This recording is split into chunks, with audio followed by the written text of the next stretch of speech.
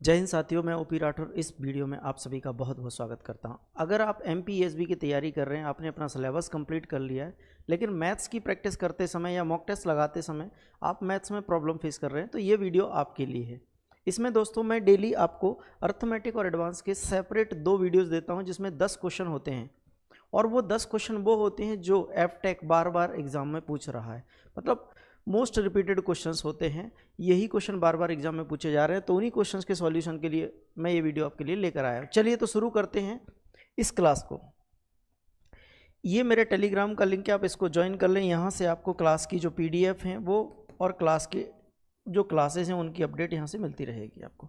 चलिए तो आज की क्लास का जो पहला क्वेश्चन है वो देखते हैं क्या है। ये एमपी पुलिस 2023 में पूछा गया है। क्वेश्चन क्या है कि सर 10% प्रति वर्ष चक्रवृद्धि ब्याज की दर से 3 वर्षों के पश्चात अर्जित मिश्र धन 1,19,790 रुपये है, तो मूलधन क्या होगा ये आपको बताना है। तो मूलधन क्या होगा ये आपको बताना है। मतलब आपको मिश्र धन दिया है, रेट ऑफ इंटरेस्ट दिया है, ब्याज की दर कितनी दे रखी है दोस्तों, 10% दे रखी है। 10% को फ्रैक्शन में मैं क्या बोल सकता हूँ, 1/10, 1/10। ठीक है, मैं आपको बेसिक नहीं बताऊंगा, कोई फॉर्मूला नहीं बताऊंगा, मैं डायरेक्ट अप्रोच बताऊंगा करने की। अब ये 1/10 में नीचे क्या होता है सर, प्रिंसिपल यानी मूलधन, ऊपर क्या होता है ब्याज यानी कि सीआई। बात चक्रवृद्धि ब्याज की हो रही है। हमने कहा अगर 3 साल के लिए ब्याज निकालना है तो 10 रुपये की जो राशि है वो 1 साल में अमाउंट कितना बन जाएगा, एक ब्याज लगकर। आपने कहा सर 11 बन जाएगा। 10 रुपये की राशि पर 1 रुपये ब्याज लगेगा तो 11 हो जाएगा। मैंने कहा अगर 2 साल के लिए होता तो 10 का गुणा यहाँ कर दो और इधर 11 का मल्टीप्लाई कर दो। 3 साल के लिए होगा तो मैंने कहा 3 बार 10 लिख दो भाई, और इधर 3 बार 11 लिख दो। अब बोलेंगे ऐसा क्यों किया, मैं 3 बार लिखता, 10 से 11, 10 से 11, 10 से 11, मतलब तो वही है, उनका गुणा करना है।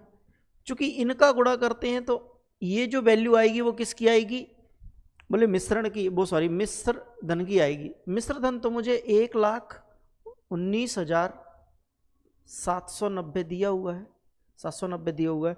तो मैंने कहा अगर ये 11 गुणा 11 गुणा 11 से कट जाए तो बात बन जाएगी। मैंने कहा 11 से काटते हैं, इसको काटो जरा। 11 एकम 11, 9 में भाग नहीं जाएगा, 0, 11 8 88, 11 9 99 और 1 0। एक और 11 से काटो तो 11 9 99, 11 9 99, 1 0। एक और 11 से काटते हैं तो सर ये 90 बार कट गया। ये 90 किसका मान है सर, ये 90 जो मान है वो 1 यूनिट का आ गया, 1 यूनिट का आ गया। सर मैं अगर मूलधन की बात करूं तो मूलधन मेरा कितना है, अगर मैं तीनों का गुणा करता हूं तो 1000 होता है कि नहीं। तो सर 1000 का मान कितना होगा, तो 1000 का मान सर 90 के आगे 3 जीरो आपको और लगा देना है, यानी 90,000 रुपये आ जाएगा। 90,000 रुपये आ जाएगा, जो कि आपका ऑप्शन बी होगा, ऑप्शन बी होगा। तो ये इसका बेस्ट अप्रोच है करने का। ज़रूरी नहीं है कि आप फार्मूला लगाओ, बहुत लंबी चौड़ी कैलकुलेशन करो, नहीं सर, हमारे पास रेशो मेथड है। इससे भी अच्छे अच्छे और भी मेथड हैं इनको करने के, ऐसा नहीं कि इससे करें। एक टेबल मेथड होता है, वो भी बहुत बेहतरीन मेथड है। जब मैं आपको कंप्लीट टॉपिक वाइज कराऊंगा तो ये सारी चीज़ों की चर्चा हम करेंगे। चलिए, लगातार 7 संख्याओं का औसत 1 है, यदि अगली 2 संख्याओं को शामिल कर लिया जाए तो औसत क्या होगा। तो मैं आपसे ये पूछता हूँ कि सर आप औसत तो जानते होंगे, औसत क्या होता है, बोले कुल बटे संख्या, मतलब टोटल कितना है और संख्याएं कितनी है। तो मैं आपके आगे ये लिखता हूं कि मैंने कहा अगर मैं 1 2 और 3 इन 3 संख्याओं का औसत निकालूं तो कितना होगा। तो आप बोलते हैं 1 और 2, 3 और 3 6 होता है। 6 में अगर मैं 3 का भाग दूंगा, इनका टोटल कितना होगा, 2 1 3 और 3 6। 6 में अगर 3 संख्याओं का भाग दूंगा तो 2 आएगा। ऐसे ही मैंने कहा अगर मैं संख्याएं 4 ले लूं, 1 2 3 और 4, इनका एवरेज कितना होगा, मैं औसत पूछ रहा हूं आपसे, औसत। तो आपने कहा 1 और 2 3 और 3 6 4 10, 10 में अगर मैं 4 से डिवाइड करूंगा तो औसत कितना आएगा, 2.5 आएगा। हमने कहा मैं संख्याएं अगर 5 ले लूं, 1 2 3 4 5, इनका औसत कितना आएगा। तो आपने कहा 1 2 3 3 6 4 10 5 15, 15 में इस बार संख्याएं कितनी है, 5 है। देखो यहां पर संख्याएं कितनी थी, 3, यहां पर कितनी थी, 4, और ये कितनी है, 5 है। तो 5 का भाग 15 में लगाओगे तो कितना आएगा। तो आपने कहा सर ये 3 आ जाएगा, 15/5 यानी कि 3 आ जाएगा। अब एक बात ध्यान से सुनिएगा कि मैंने 3 से संख्या 1 बढ़ाई तो औसत आपका कितने से बढ़ा। आपने कहा सर औसत आधा बढ़ा। फिर मैंने कहा एक और संख्या बढ़ाई तो औसत फिर कितने से बढ़ा, सर औसत फिर आधे से बढ़ा।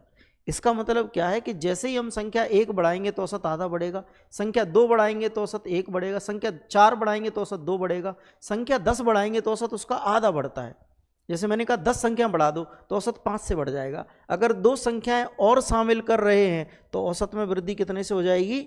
1 से हो जाएगी। बस इतना सा ही सवाल था। ये कॉन्सेप्ट लगातार संख्याओं के लिए भी है, सम और विषम संख्याओं के लिए भी है ना। सम और विषम में ये होता है कि एक सम संख्या बढ़ाएंगे तो औसत 1 से बढ़ेगा, एक विषम संख्या बढ़ाएंगे तो औसत 1 से बढ़ेगा। चलिए नेक्स्ट क्वेश्चन। पुरुषों के एक समूह को एक निश्चित कार्य 60 दिनों में करने के लिए सौंपा गया, लेकिन 18 पुरुष कार्य करने के लिए नहीं आए।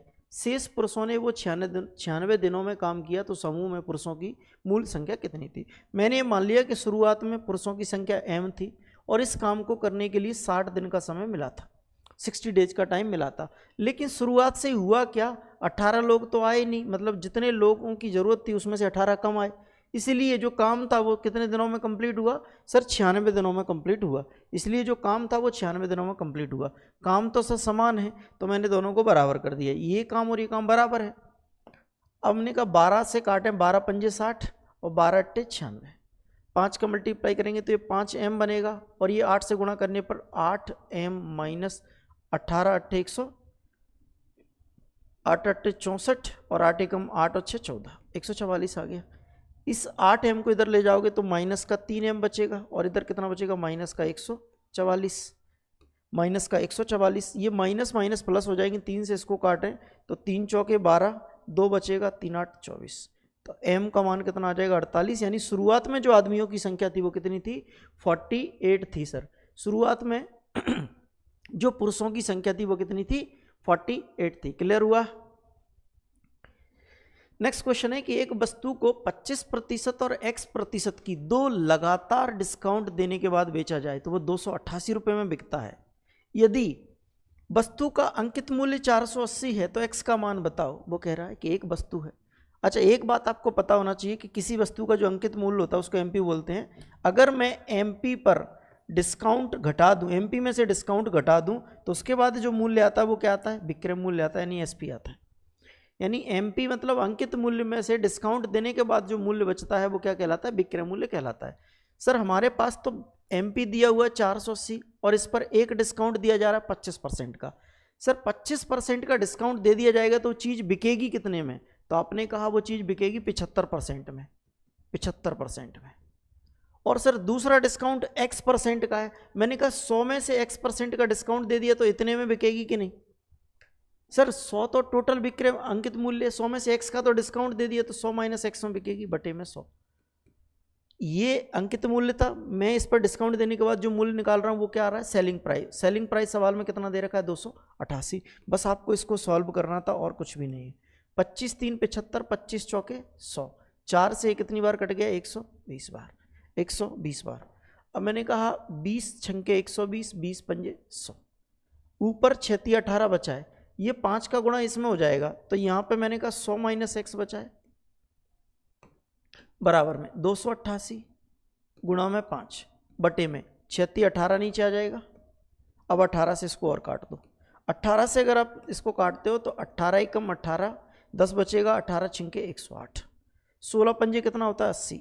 यानी 100 माइनस x बराबर कितना है बेटा? 80 है। तो x का मान क्या 20 आ जाएगा? x का मान 20 आ जाएगा। और यही बताना था कि कितने प्रतिशत का एक और डिस्काउंट दिया जाएगा, तो वो कितने का होगा? 20% का होगा। कितने का? 20% का होगा। क्लियर हुई बात? अगले क्वेश्चन की ओर बढ़ते हैं।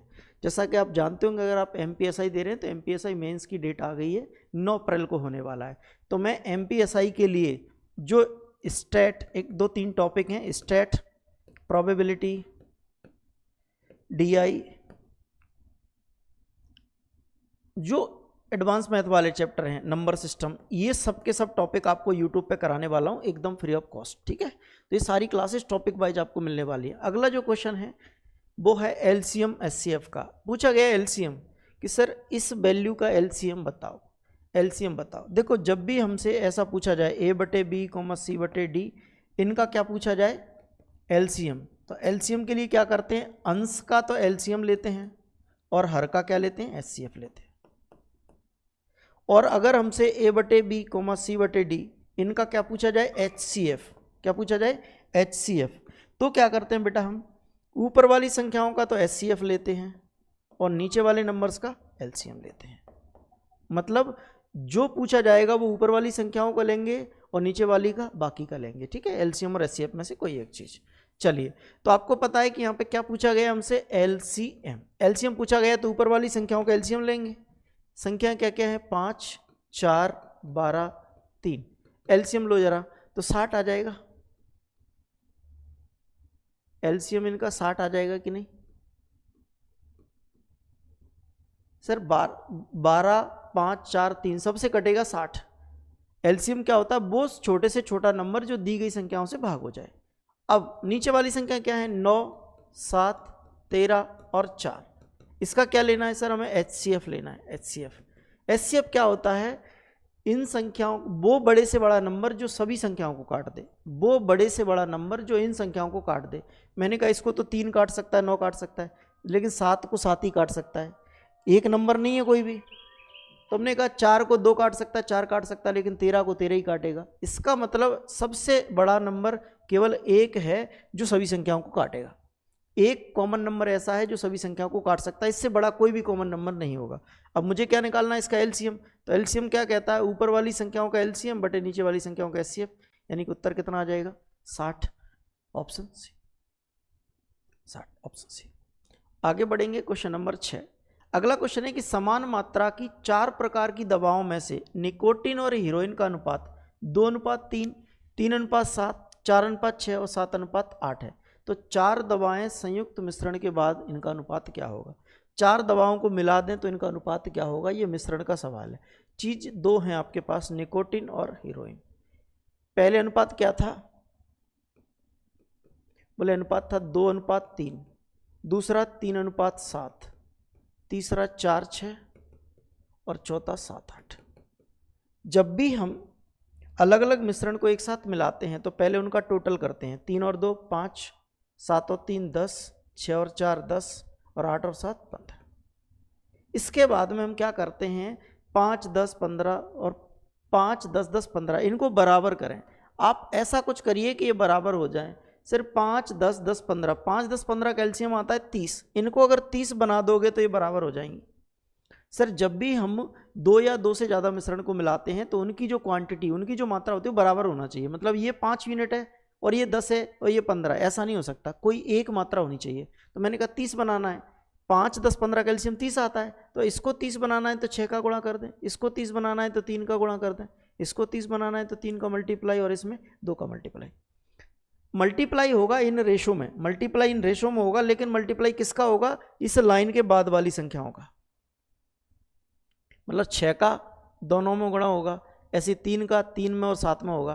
तो मैं लिखता हूँ 6 का 2 में गुणा करेंगे 12, 6 का 3 में करेंगे तो 18, 3 का 3 में करेंगे 9, 3 का 7 में करेंगे 21, 3 का 4 में करेंगे 12 और 3 का 6 में करेंगे 18, 2 का 7 में करेंगे तो 14, 2 का 8 में करेंगे तो 16। बस अब आपको क्या करना है, इसको इसमें जोड़ देना और इसको जोड़ देना, आपस में जोड़ देना है, आपस में इनको जोड़ देना है। बस जोड़ दीजिए और आंसर बता दीजिए फटाफट से। बोले 12 और 9 21, 21 2 23 10 33, 33 और ये 14 है, 33 और 4 37 10 47। ऑप्शन में 47 2 में है। इधर जोड़ेंगे 8 9 9 8 17 17 6 23 की 3 हासिल की 2 3 और 2 5 5 6 7 73। तो 47:73 इज द करेक्ट उत्तर, जो कि डी ऑप्शन में है। ठीक है, चलिए अगले सवाल की ओर बढ़ते हैं। नेक्स्ट क्वेश्चन क्या है कि विशाल और परम में से प्रत्येक ने अपनी वस्तु को 1818 रुपये में बेचा। प्रत्येक ने अपनी वस्तु को इतने में बेचा, इसका मतलब एसपी कैसे हैं, समान। एसपी कैसा है सर, समान। बस क्वेश्चन इसी कॉन्सेप्ट पर आधारित है कि यहाँ पर विक्रय मूल्य दोनों वस्तुओं को कैसे हो रहे हैं दोस्त, बराबर हो रहे हैं। दो वस्तुओं के विक्रय मूल्य बराबर हो रहे हैं। तो मैंने कहा कि जब कोई वस्तु हानि या लाभ पर बेची जाती है तो उसके दो मूल्य हो सकते हैं क्या, एक क्रय मूल्य होता है, एक विक्रय मूल्य होता है, एक सीपी होता है और एक एसपी होता है। मैंने सीपी और एसपी लिखे। विशाल क्या करता है सर, विशाल को 10% की हानि होती है। आप जानते हैं 10% क्या होता है, 1/10, यानी 10 पर 1 का लॉस हो रहा है। विशाल को 10 रुपए की चीज पर 1 का नुकसान हो रहा है, यानी ये 9 में बेचता होगा कि नहीं। विशाल 10 रुपए की चीज को 1 लॉस में बेचता है, मतलब 9 में बेचता होगा, और दूसरे वाले भाई को 1% का लाभ हो रहा है, परम को 1% का लाभ हो रहा है, यानी 100 रुपए की चीज पर 1 का लाभ हो जाए तो 101 में बेचेगा कि नहीं। अब आप बोलेंगे 1% का फ्रैक्शन क्यों नहीं लिखा? सर 1% का फ्रैक्शन 1/100 होता है, 1/100 का मतलब है 100 पर 1 का लाभ, तो 100 की चीज पर 1 का लाभ तो कितना हो जाएगा? 101 में बिकेगी, 101 में बिकेगी। लेकिन सर बात ये बोली गई थी सवाल में कि दोनों के विक्रय मूल्य समान है, ये बात मैंने वहां लिखी है, एसपी समान है। सर यहाँ तो एक 9 में बेच रहा है, एक 101 में बेच रहा है, इनके एसपी बराबर कैसे करेंगे? मैंने कहा इसमें 101 का गुणा कर दो, इसमें 9 का गुणा कर दो।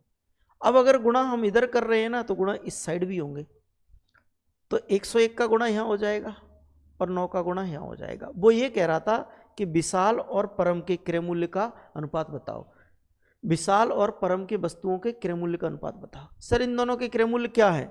विशाल का है 101 गुणा 10 और परम का कितना है? 9 गुणा 100, 9 गुणा 100। बस आप 1 0 से 1 0 काट दो, ये 101 बचेगा और ये 9 दाम 90 आ जाएगा। तो 101:90 इज द सही उत्तर होगा, जो कि डी ऑप्शन है। बस इतना सही करना था आपको, कुछ भी नहीं करना था। ये बात यहाँ पे भी देख सकते थे हम, 1 0 से 1 0 काट लें, जैसे ये 101 है और ये 1 0 से 1 0 में यहाँ काट दूं तो ये क्या बच रहा है? बोले ये 90 आ गया और ये कितना हो गया? 101 हो गया। तो यही उत्तर आ गया आपका। बस मैंने उसको नीचे लिख दिया, जैसे करना चाहें वैसे कर सकते हैं। ठीक है भाई, चलिए आगे बढ़ेंगे अगले सवाल की ओर। Question number 8, question number 8। ये 10 क्वेश्चन बेटा बहुत इंपॉर्टेंट हैं। अगर ये 10 क्वेश्चन की प्रैक्टिस आप डेली करते हैं तो आप देखेंगे कि 10 से 15 दिनों के बाद क्या आप जो भी टेस्ट लगाते हैं उसमें कितना इंप्रूवमेंट हो रहा है या आपके कॉन्सेप्ट्स कितने क्लियर हो रहे हैं। क्योंकि ये 10 क्वेश्चन वो नहीं होते जो रिपीटेड बार बार, मतलब एक ही टाइप के क्वेश्चन रिपीट हो रहे हैं। हर 10 टॉपिक से 10 क्वेश्चन मिलेंगे, मतलब हर टॉपिक से एक क्वेश्चन मिलेगा, तो आपको हर दिन एक कॉन्सेप्ट मिलेगा एक क्वेश्चन के माध्यम से। मतलब मेरी कोशिश यहाँ पर आपको प्रतिदिन एक क्लास में 10 कॉन्सेप्ट सिखाने की रहेगी। ABCD इनका अनुपात मुझे दिया है अलग अलग। AB का अनुपात 3-4 है, BC का 6-7 है, CD का 14-12 है। तो BD का अनुपात बताना है, तो मैंने कहा पहले मर्ज करना पड़ेगा। AB की वैल्यू कितनी है? 3:4। BC की मान कितना है? 6-7, उसको अगली लाइन में लिखते हैं। CD का मान 14-12 है, इसको नेक्स्ट लाइन में लिखेंगे 14:12। इसके बाद हम क्या करते हैं? खाली जगह को भरते हैं। सर ये C खाली है तो ये 4 आ जाएगा, यहाँ पर D के नीचे भी 4 आ जाएगा, यहाँ 7 आ जाएगा, इधर 6 आ जाएगा और इधर क्या आ जाएगा? 40। अब मुझे क्या बताना है? सर मुझे अनुपात निकालना है B/D। क्या निकालना है? B/D। अब आप थोड़ा सा स्मार्ट तरीके से सोचो कि मुझे ABCD तो चाहिए नहीं, मुझे B और D चाहिए। तो मैंने कहा B और D का गुणा करके भी नहीं लिखना, जब मुझे काटना ही है तो मैंने कहा B का मान कितना है? आपने कहा 4, 6 और 14। और D का मान कितना है? मैंने कहा 7, 4 गुणा 7 गुणा 12। ये B का मान लिखा, ये D का लिखा। मैंने C और A से कोई मतलब नहीं रखा, क्योंकि C और A की जरूरत नहीं है, C और A की कोई आवश्यकता थी नहीं हमें। 4 से 4, 6 से ये 2 बार और 7 दूनी 14 से ये 14 कट गया, 1:1 बचा। 1:1 यानी ऑप्शन ए। बस इतना सही था ये क्वेश्चन। अब आप अननेसेसरी ABCD का मान निकालो फिर BD का कंपैरिजन करो तो उसका कोई लॉजिक था नहीं। क्वेश्चन नंबर 9 की ओर बढ़ते हैं। अगला क्वेश्चन है टाइम एंड वर्क का। टाइम एंड वर्क का क्वेश्चन है कि A एक कार्य के 40% भाग को 10 दिनों में पूरा करता है। A 40%, आप जानते हैं 40% क्या होता है? परसेंटेज पढ़ के आए हो। 40% होता है 2/5 और 60% दिया है, उसका मतलब होता है 3/5। 3/5 ये बात हमको पता होना चाहिए, दिमाग में होना चाहिए, है ना। परसेंटेज आपने कहीं से भी पढ़ा हो पर पढ़ जरूर लिया होगा। परसेंटेज एक ऐसा टॉपिक है कि आदमी तैयारी अपनी यहीं से शुरू करता है। चलिए अब क्वेश्चन पे चलते हैं। अगर A 2/5 भाग कितने दिनों में करता है? 10 दिनों में। 10 दिनों में, ध्यान से समझिएगा। मैंने कहा इस 2 से 10 कट गया 5 बार और इस 5 का क्रॉस मल्टीप्लाई हो जाएगा, तो पूरा काम कितने दिनों में कर लेगा ये? 25 दिनों में। ऐसे ही B 60% मतलब 3/5 भाग कितने दिनों में कर रहा है? 18 दिनों में। 3/5 18 दिनों में कर रहा है, तो मैंने कहा 3 से 18 काट दो 6 बार, 6 में 5 का गुणा और कर दो, तो B कितने दिनों में कर लेगा? 30 दिनों में। 30 दिनों में, है ना। ये हमने अलग अलग करके इनको निकाल लिया। अब बस मुझे ये लिखना है कि A 25 दिनों में करता है और B 30 दिनों में करता है। एलसीएम लिया कितना आ जाएगा 30 और 25 का 150 आ जाएगा कि नहीं। 25 से भाग देंगे 6 बार जाएगा, 30 से देंगे तो 5 बार जाएगा, 5 बार जाएगा। क्या बताना है मुझे बताना है कि इस 150 काम को दोनों लोग मिलकर करें तो किस क्षमता से करेंगे, 6 और 5 11 से। तो मान कितना आएगा, कितने दिनों में कर लेंगे, बोले 11 ही कम 11, कितना बचेगा सर यहाँ से 4 40, 11 तिया 33, 7 बचेगा बटे में 11। आंसर आ गया 13 सही 7 बटे 11, 13 सही 7 बटे 11।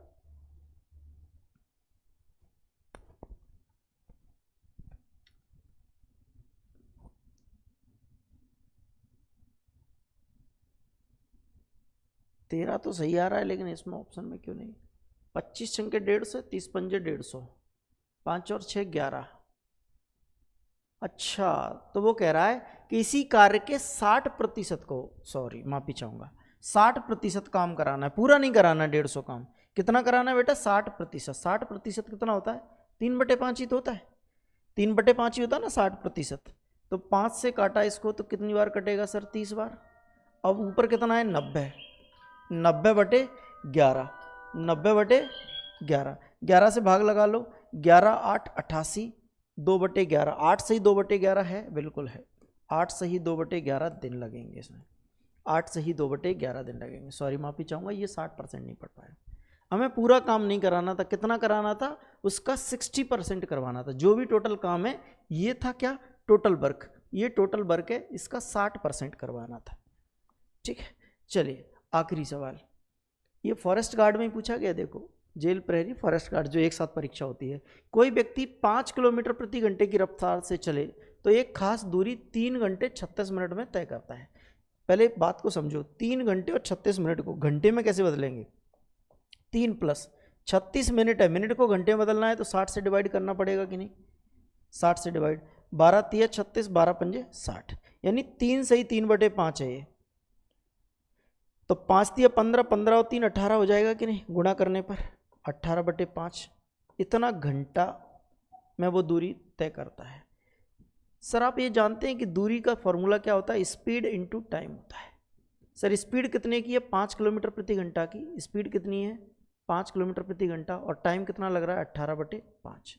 आपको पता है इस 5 से 5 कट जाएगा तो दूरी कितनी आ गई 18 किलोमीटर, 18 किलोमीटर। अब वो बोलता है कि अगर इसी दूरी को साइकिल पर 24 किलोमीटर प्रति घंटा की चाल से तय करें, 24 किलोमीटर प्रति घंटा की चाल से, तो कितना समय लगेगा, 24 से भाग लगा दो, 18 6 से 6 तिया 18, 6 चौके 24, 3/4 घंटा है। इसको मिनट में बदलोगे तो 60 से गुणा करोगे, ये 3/4 घंटे था, मिनट में बदलने के लिए 60 से मल्टीप्लाई किया, 4 से 15 बार, 15 तिया 45 मिनट, कितना आ जाएगा 45 minute. C is the correct उत्तर। तो दोस्तों आपको जो मैंने अभी 10 क्वेश्चन कराए वो 10 क्वेश्चन है जो मोस्ट रिपीटेड क्वेश्चन हैं, बार बार अक्सर पूछे जाते हैं एग्जाम में। इसके साथ ही इन 10 क्वेश्चन में आपको 10 नए कॉन्सेप्ट सीखने को मिलेंगे। ऐसे कोई रिपीटेड क्वेश्चन नहीं होंगे, एक ही टॉपिक से 5-5 6 सवाल होंगे। अच्छा, इस अर्थमेटिक सीरीज के साथ साथ एडवांस की भी एक डेली क्लास मिलती है जिसमें आपको 10 क्वेश्चन मिलते हैं। ठीक है, चलिए तो ये क्लास आपको कैसी लगी ये ज़रूर बताएं एक प्यारा सा कमेंट करके, और अगर क्लास अच्छी लगती है तो अपने दोस्तों के साथ शेयर करना ना भूलें। Thank you so much.